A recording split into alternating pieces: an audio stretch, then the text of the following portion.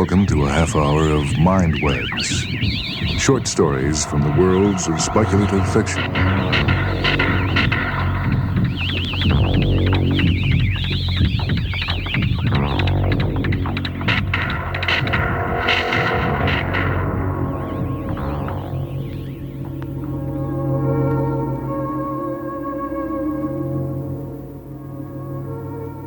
The story this evening on Mind Webs comes from the book The Vintage Bradbury, Ray Bradbury's own selection of some of his best stories.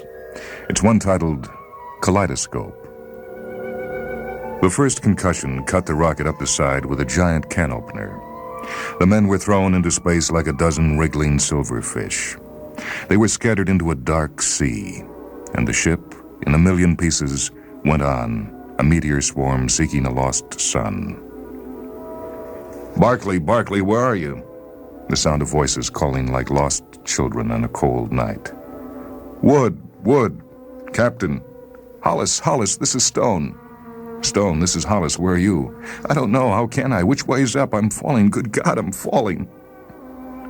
They fell. They fell as pebbles fall down wells. They were scattered as jackstones are scattered from a gigantic throw. And now, instead of men, there were only voices, all kinds of voices, disembodied and impassioned in varying degrees of terror and resignation. We're going away from each other. This was true. Hollis, swinging head over heels, knew this was true. He knew it with a vague acceptance. They were parting to go their separate ways, and nothing could bring them back. They were wearing their sealed, tight spacesuits with the glass tubes over their pale faces, but they hadn't had time to lock on their force units. With them, they could be small lifeboats in space, saving themselves, saving others, collecting together, finding each other until they were an island of men with some plan. But without the force units snapped to their shoulders, they were meteors, senseless, each going to a separate and irrevocable fate. A period of perhaps 10 minutes elapsed while the first terror died and a metallic calm took its place. Space began to weave its strange voices in and out on a great dark loom, crossing, recrossing, making a final pattern. Stone to Hollis, how long can we talk by phone? Depends on how fast you're going your way and I'm going mine. An hour I make it. That should do, said Hollis, abstracted, quiet. What happened? Said Hollis a minute later. The rocket blew up, that's all. Rockets do blow up. Which way are you going? Looks like I'll hit the moon. It's Earth for me, back to old Mother Earth. At 10,000 miles per hour, I'll burn like a match. Hollis thought of it with a queer abstraction of mind. He seemed to be removed from his body, watching it fall down and down through space, as objective as he had been in regard to the first falling snowflakes of a winter season long gone.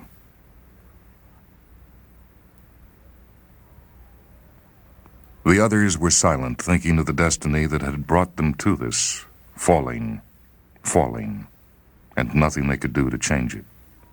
Even the captain was quiet, for there was no command or plan he knew that could put things back together again. Oh, it's a long way down, it's a long way down, a long, long way down. I don't want to die, it's a long way down. Who's that? I don't know. Stimson, I think it's Stimson. Is that you? It's a long, long way, and I don't like it. Oh, God, I don't like it. Stimson, this is Hollis. Stimson, do you hear me? A pause while they fell separate from one another. Stimson? Yes? Stimson, look, take it easy. We're all in the same fix. I don't want to be here. I want to be somewhere else. There's a chance we'll be found. I must be. I don't believe this. I don't believe any of this is happening. It's a bad dream. Shut up, said Hollis. Come and make me. It was Applegate. He laughed easily with a similar objectivity. Come and shut me up. Hollis, for the first time, felt the impossibility of his position. A great anger filled him, for he wanted more than anything at this moment to be able to do something to Applegate. He had wanted for many years to do something, and now it was too late. Applegate was only a telephonic voice, falling. falling, falling.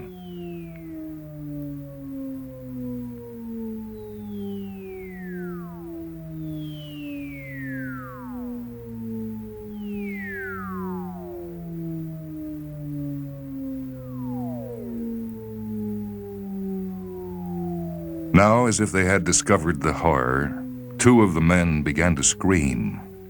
In a nightmare, Hollis saw one of them float by, very near, screaming and screaming. "Stop it!" The man was almost at his fingertips, screaming insanely. He would never stop. He would go on screaming for 1,000,000 miles, as long as he was in radio range, disturbing all of them, making it impossible for them to talk to one another. Hollis reached out. It was best this way. He made the extra effort and touched the man. He grasped the man's ankle and pulled himself up along the body until he reached the head. The man screamed and clawed frantically like a drowning swimmer. The screaming filled the universe. One way or the other, thought Hollis. The moon or Earth or meteors will kill him, so why not now? He smashed the man's glass mask with his iron fist. The screaming stopped. He pushed off from the body and let it spin away on its own course. Falling. Falling, falling down space. Hollis and the rest of them went in the long, endless dropping and whirling of silence. "Hollis, are you still there?" Hollis did not speak, but felt the rush of heat in his face. "This is Applegate again." "All right, Applegate." "Let's talk, Hollis. We haven't anything else to do." The captain cut in. "That's enough of that. We've got to figure a way out of this." "Captain, why don't you shut up?" "What?"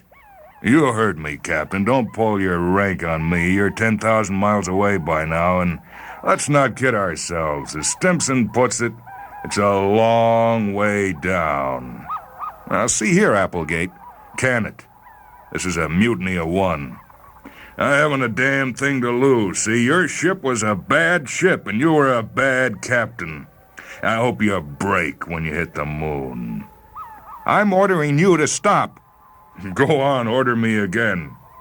Applegate smiled across 10,000 miles. The captain was silent. Applegate continued. "Where were we, Hollis? Oh, yeah, I remember. I hate you, too. But you know that. You've known that for a long time." Hollis clenched his fists helplessly. "I want to tell you something. I want to make you happy, Hollis. I was the one who blackballed you with a rocket company 5 years ago." A meteor flashed by. Hollis looked down, and his left hand was gone. Blood spurted. Suddenly, there was no air in his suit. He had enough air in his lungs to move his right hand over and twist a knob at his left elbow, tightening the joint and sealing the leak. It had happened so quickly that he was not surprised. Nothing surprised him anymore. The air in the suit came back to normal in an instant, now that the leak was sealed. And the blood that had flowed so swiftly was pressured as he fastened the knob yet tighter until it made a tourniquet. All of this took place in a terrible silence on his part. The other men chatted. The one man, Lespear, went on and on with his talk about his wife on Mars, his wife on Venus, his wife on Jupiter, his money, his wondrous times, his drunkenness, his gambling, his happiness. On and on while they all fell. Lespear reminisced on the past, happy while he fell to his death.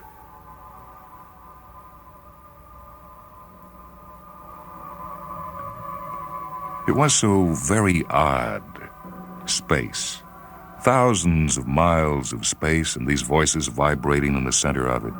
No one visible at all, and only the radio waves quivering and trying to quicken other men into emotion.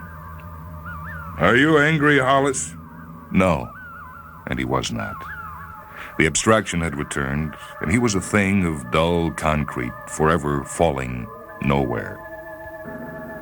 "You wanted to get to the top all your life, Hollis. You always wondered what happened.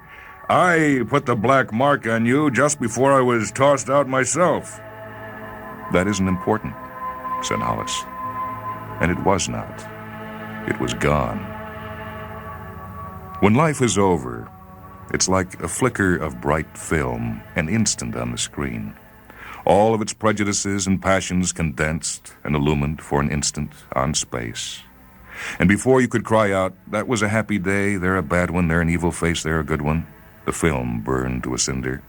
The screen went dark. From this outer edge of his life, looking back, there was only one remorse, and that was only that he wished to go on living. Did all dying people feel this way, as if they had never lived? Did life seem that short, indeed over and done, before you took a breath? Did it seem this abrupt and impossible to everyone, or only to himself, here now, with just a few hours left to him for thought and deliberation? One of the other men, Lespierre, was talking. Well, I had me a good time. I had a wife on Mars, Venus, and Jupiter. Each of them had money and treated me swell. I got drunk, and once I gambled away $20,000. But you were here now, thought Hollis. I didn't have any of those things. When I was living, I was jealous of you, Lespierre. When I had another day ahead of me, I envied you, your women and your good times. Women frightened me, and I went into space always wanting them and jealous of you for having them, and money, and as much happiness as you could have in your own wild way. But now, falling here with everything over, I'm not jealous of you anymore. Because it's over for you as it is for me. And right now, it's like it never was. Hollis craned his face forward and shouted into the telephone. It's all over, Lespierre. Silence. It's just as if it never was, Lespierre. Who's that? Lespierre's faltering voice. This is Hollis. He was being mean. He felt the meanness, the senseless meanness of dying. Applegate had hurt him. Now he wanted to hurt another. Applegate and space had both wounded him. You're out here, Lespierre. It's all over. It's just as if it had never happened, isn't it? No. When anything's over, Lespierre, it's just like it never happened. Where's your life any better than mine now? Now is what counts. Is it any better, is it? Yes, it's better. How? Because, well, I got my thoughts. I remember. Lespierre was far away, indignant, holding his memories to his chest with both hands. And he was right. With a feeling of cold water rushing through his head and body, Hollis knew Lespierre was right. There were differences between memories and dreams. He had only dreams of things he had wanted to do, while Lespierre had memories of things done and accomplished. And this knowledge began to pull Hollis apart with a slow, quivering precision. What good does it do you? He cried to Lespierre. What good does it do you now when the thing's over? It's not good anymore. You're no better off than me. I'm resting easy. I've had my turn. I'm not getting mean at the end like you. Mean. Hollis turned the word on his tongue. He had never been mean as long as he could remember in his life. He had never dared to be mean. He must have saved it all these years for such a time as this. Mean. And he rolled the word into the back of his mind. He felt tears start into his eyes and roll down his face. Someone must have heard his gasping voice. Take it easy, Hollis. It was, of course, ridiculous. Only a minute before, he had been giving advice to others, to Stimson. He had felt a braveness, which he had thought to be the genuine thing. And now he knew that it had been nothing but shock, and the objectivity possible in shock. Now he was trying to pack a lifetime of suppressed emotion into an interval of minutes. I know how you feel, Hollis, said Lespierre, now 20,000 miles away, his voice fading. I don't take it personally. But aren't we equal? He wondered, Lespierre and I, here, now. If a thing's over, it's done. And what good is it? You die anyway.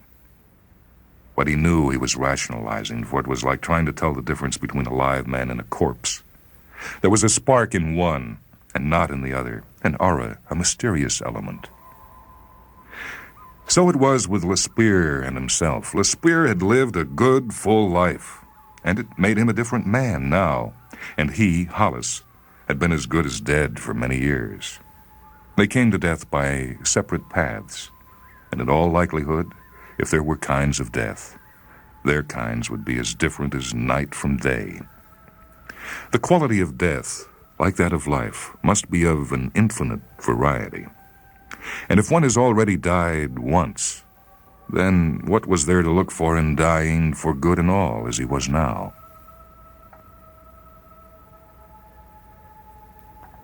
It was a second later that he discovered his right foot was cut sheer away. It almost made him laugh. The air was gone from his suit again. He bent quickly. There was blood, and the meteor had taken flesh and suit away to the ankle. Oh, death in space was most humorous. It cut you away piece by piece like a black and invisible butcher. He tightened the valve at the knee, his head whirling into pain. Fighting to remain aware, and with the valve tightened, the blood retained, the air kept, he straightened up and went on falling. For that was all there was left to do. Hollis? Hollis nodded sleepily, tired of waiting for death. Hollis, this is Applegate again. Yes? Well, I've had time to think. I listened to you. This isn't good. It makes us bad. This is a bad way to die. It brings all the bile out. Are you listening, Hollis? Yes. Hollis, I lied to you. A minute ago I lied. I didn't blackball you. I don't know why I said that. Guess I wanted to hurt you. You seemed the one to hurt. We've always fought. Guess I'm getting old and repenting fast. I guess listening to you be mean sort of made me ashamed. Whatever the reason, I want you to know I was an idiot, too. There's not an ounce of truth in what I said, Hollis. Hollis felt his heart begin to work again. It seemed as if it hadn't worked for 5 minutes. But now all of his limbs began to take color and warmth. The shock was over, and the successive shocks of anger and terror and loneliness were passing.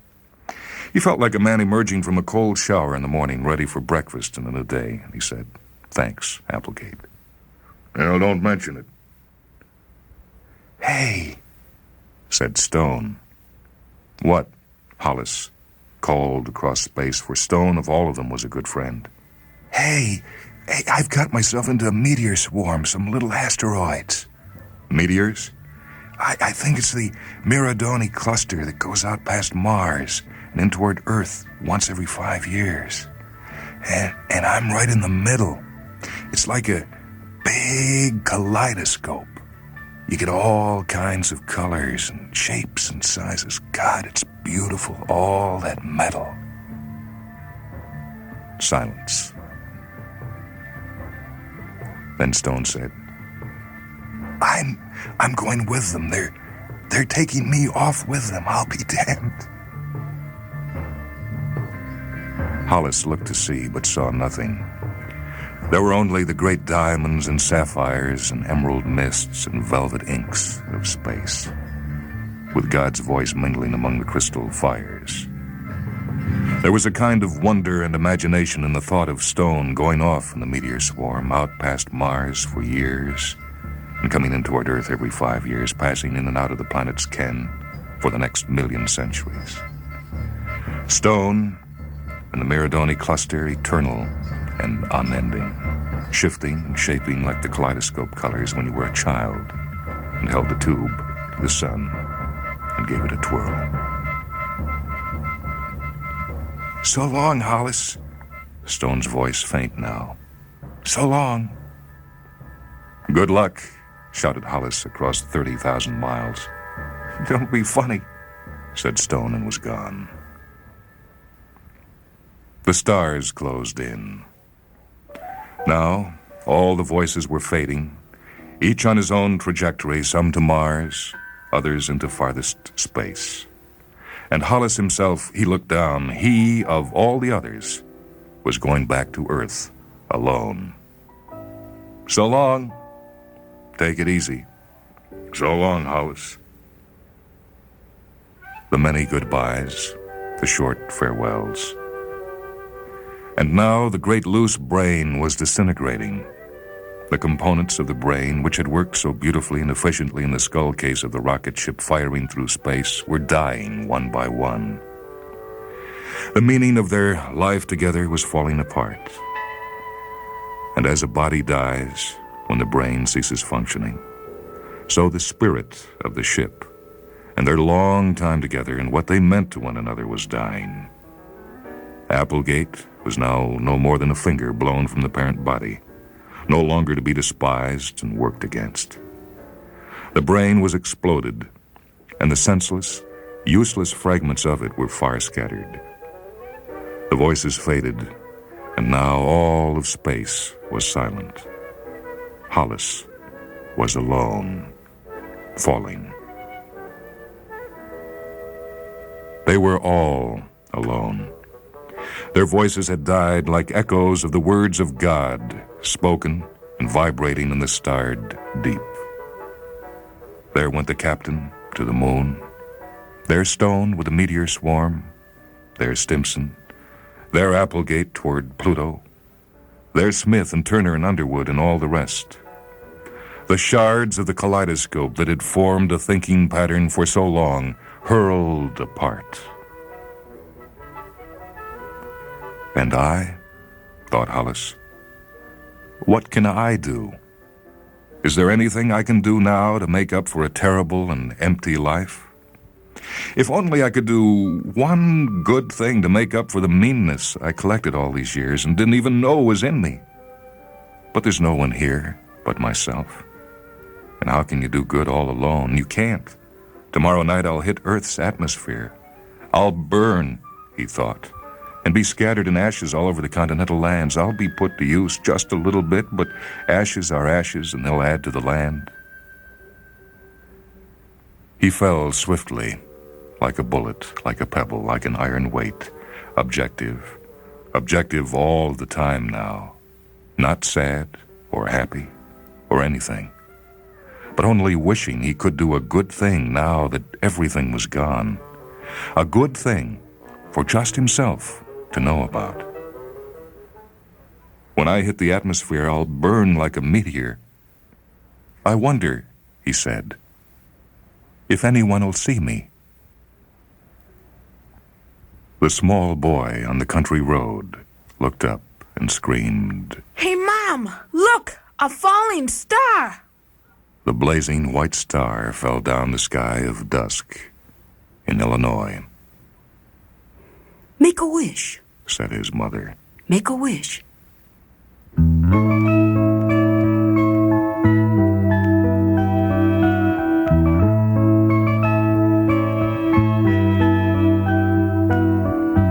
My father was a rocket man. He often went to Jupiter or Mercury, to Venus or to Mars. My mother and I would watch the sky and wonder if a falling star was a ship becoming ashes with a rocket man inside. My mother and I never went out unless the sky was cloudy or the sun was blotted out, or to escape the pain we only went out when it rained. My father was a rocket man. He loved the world beyond the world, the sky beyond the sky, and on my mother's face, as lonely as the world in space, I could read the silent cry that if my father fell into a star, we must not look upon that star again. The story this time was titled Kaleidoscope, from the book The Vintage Bradbury, Ray Bradbury's own selection of some of his best stories. This is Michael Hanson speaking. Technical production by Steve Gordon. MindWebs is a production of WHA Radio in Madison, a service of University of Wisconsin Extension. Tears are often jewel-like, My mother's went unnoticed by my father, for his jewels were the stars. And in my father's eyes, I knew he had to find in the sanctity of distance something brighter than a star. One day they told us the sun had flared and taken him inside. My mother and I never went out unless the sky was cloudy or the sun was blotted out, or to escape the pain we only went out when it rained.